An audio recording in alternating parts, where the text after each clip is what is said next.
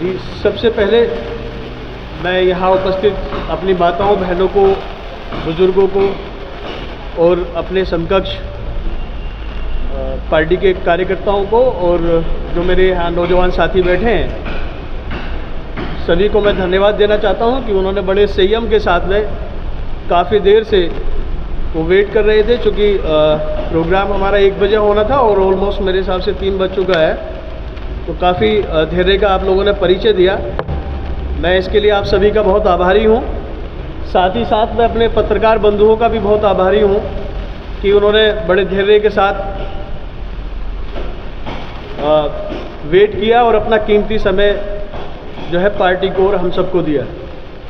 और साथ ही साथ मैं तमाम माताओं बहनों को और अपने साथियों को और पत्रकार बंधुओं को नववर्ष की हार्दिक शुभकामनाएं भी प्रेषित करता हूं। जैसा कि पार्टी के राष्ट्रीय सचिव जब्बार जी ने बताया कि हम लोगों ने, मतलब पार्टी ने, नेशनल लोकतांत्रिक पार्टी ने दिल्ली विधानसभा चुनाव लड़ने का फैसला लिया है और जो पार्टी का आला कमान है, जो इलेक्शन कमेटी है, उसने मुझे यहाँ भेजा है ताकि मैं आप सबके बीच में नेशनल लोकतांत्रिक पार्टी के जो कैंडिडेट हैं उनका अनाउंस कर सकूं।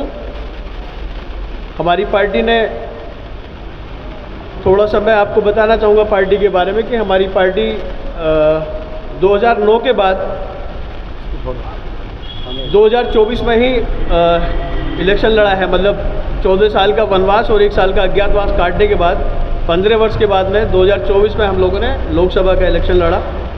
उसके बाद में असेंबली इलेक्शन हमने जम्मू कश्मीर में लड़ा और अब पार्टी ने डिसाइड किया है कि दिल्ली में भी हम लोग इलेक्शन पार्टिसिपेट करें, जिसके मद्देनज़र पार्टी ने अपने कुछ कैंडिडेट अनाउंस किए हैं, जिनमें पहला नाम जो है भारत भूषण जी का है, जो नंगलोई जाट से पार्टी ने उनको प्रत्याशी बनाया है।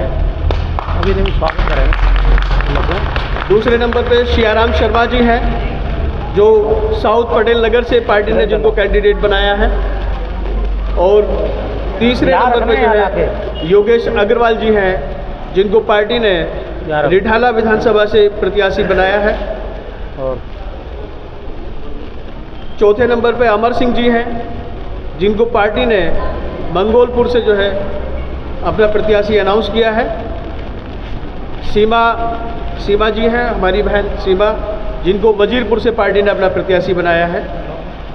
गजेंद्र कुमार जी हैं, जिनको राजौरी गार्डन से पार्टी ने अपना कैंडिडेट बनाया है। तुनीर भटनागर जी हैं, जिनको पार्टी ने सादरा से अपना प्रत्याशी अनाउंस किया है।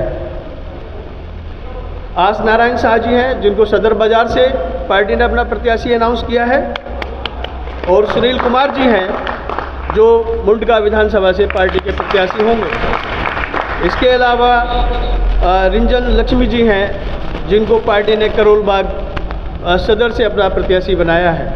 ये कुल मिलाकर अभी पार्टी ने पहली लिस्ट में अपना 10 कैंडिडेट अनाउंस किए हैं और कुछ कैंडिडेट ऐसे हैं जिनके नामों पर अभी चर्चा चल रही है और जो हमारी पार्टी की इलेक्शन कमेटी है अभी वो उस पर डिसीजन लेगी, तो बहुत जल्द आप लोगों के बीच में उनका भी नाम अनाउंस करेंगे, क्योंकि पार्टी का इरादा है कम से कम 25 सीटों पे तो हम यहाँ पार्टिसिपेट करें। तो बाकी कैंडिडेट भी हैं 25 सीट्स पे हमारे, लेकिन चूँकि अभी उन पर कोई डिसीजन नहीं मिल पाया है। हम लोग सौभाग्यशाली हैं कि पार्टी को पहले ही आगाज़ में एक असेंबली से कई प्रत्याशी मिले हैं और जो प्रत्याशी हैं वो सभी एक से बढ़कर एक है। तो कहीं ना कहीं इलेक्शन कमेटी को भी सोच विचार करना पड़ रहा है कि जो जिसका हकदार है उसी को उसका हक मिले। जो मजबूत कैंडिडेट है, जो जनता के बीच में जाकर जनता की सेवा कर सके, ऐसे ही कैंडिडेट को पार्टी टिकट दे। तो वो अभी अंडर पाइपलाइन है और जैसे ही हमारी पार्लियामेंट्री बोर्ड उस पर कोई फैसला लेती है, इलेक्शन कमेटी फैसला लेती है, तो आप सभी बंधुओं को उसके बारे में अवगत कराया जाएगा। और इसी के साथ जो है मैं अपनी बात ख़त्म करूंगा। बाकी हमारे जो पत्रकार साथी हैं, अगर कुछ उनके सवाल वगैरह हों तो वो अपनी बात रख सकते हैं, पूछ सकते हैं। जो भी पार्टी के बारे में या पार्टी के पदाधिकारियों के बारे में या नीतियों के बारे में कोई सवाल करना चाहें तो पत्रकार साथी पूछ सकते हैं मेरे भाई। धन्यवाद। पार्टी का इतिहास बताइएगा।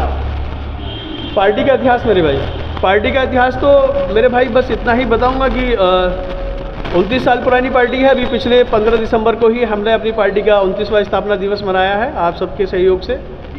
और पार्टी पुरानी है। पार्टी की जो नींव रखी थी वो डॉक्टर मसूद साहब, बालेश्वर यादव और रविकांत शर्मा जी और अरशद खान जी ने रखी थी।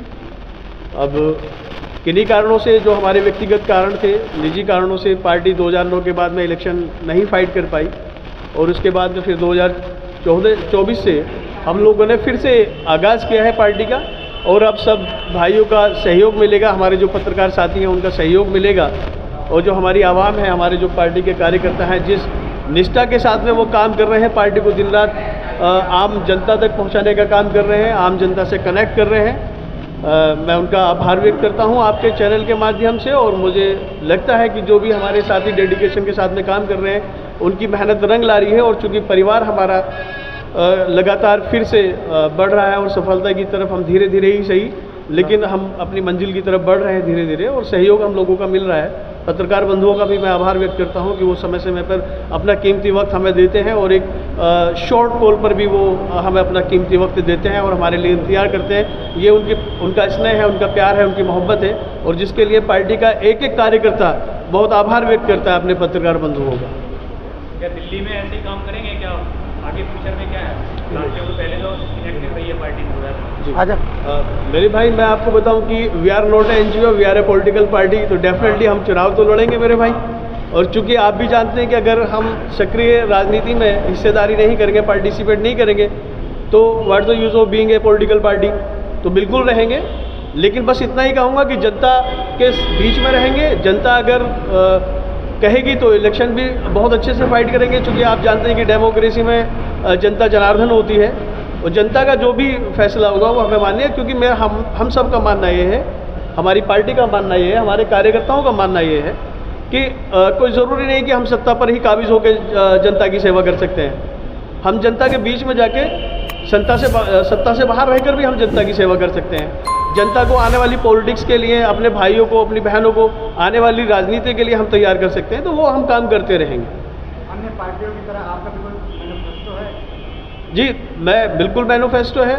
हमारा अपना मैनिफेस्टो यही है कि अच्छे दिन नहीं रहे हैं तो बुरे दिन भी नहीं रहेंगे और हम रहें ना रहें लेकिन देश बढ़ता रहना चाहिए। यही हमारी जो है मेन उद्देश्य है, हमारी पार्टी का प्रोटोकॉल है, हमारी पार्टी का जो है आप कह सकते हैं मैनिफेस्टो है। और शिक्षा, चिकित्सा और सुरक्षा ये हमारी प्रायोरिटी पर है मेरे भाई।